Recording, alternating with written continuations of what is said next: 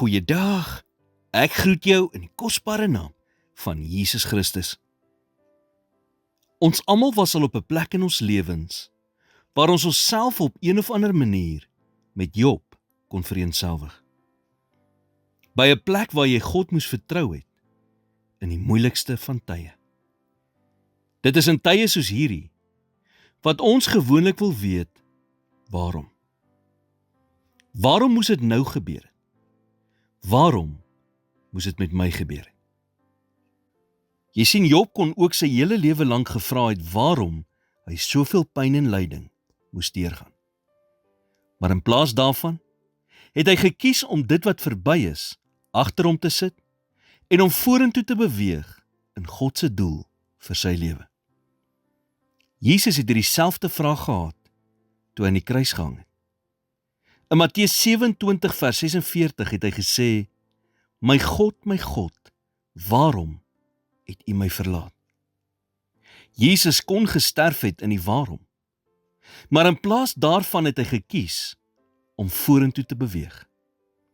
Sy hart van vergifnis het sy fokus verskuif van 'n waarom na sy doel. Hoekom gee God nie vir ons die antwoorde op al ons waaroms nie? Sodat ons sal leer om in geloof te leef eerder as deur ons gevoelens.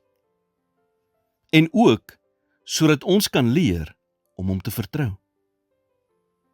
God is ons nie 'n verduideliking vir enige iets verskuldig nie. Hy hoef ook nie eers ons toestemming te kry voordat hy sekere dinge in ons lewens toelaat nie. God is God. En ons gaan nie altyd verstaan hoekom sommige dinge gebeur nie. Die Bybel sê in 1 Korintiërs 13 vers 12, want nou sien ons deur 'n spieël in 'n raaisel, maar eendag van aangesig tot aangesig. Nou ken ek ten dele, maar eendag sal ek ten volle ken, net soos ek ten volle geken is. Eendag sal alles duidelik wees en sin maak.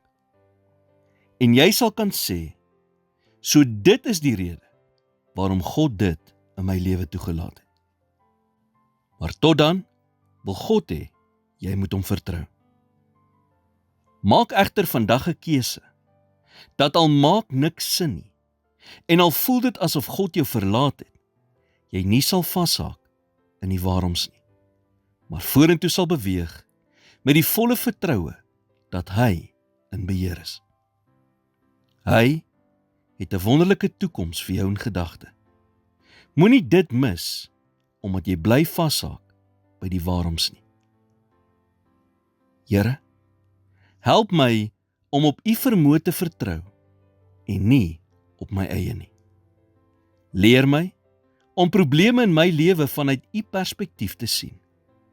Vandag maak ek 'n keuse om nie vas te haak in die waaroms nie, maar om vorentoe te beweeg in U krag en genade.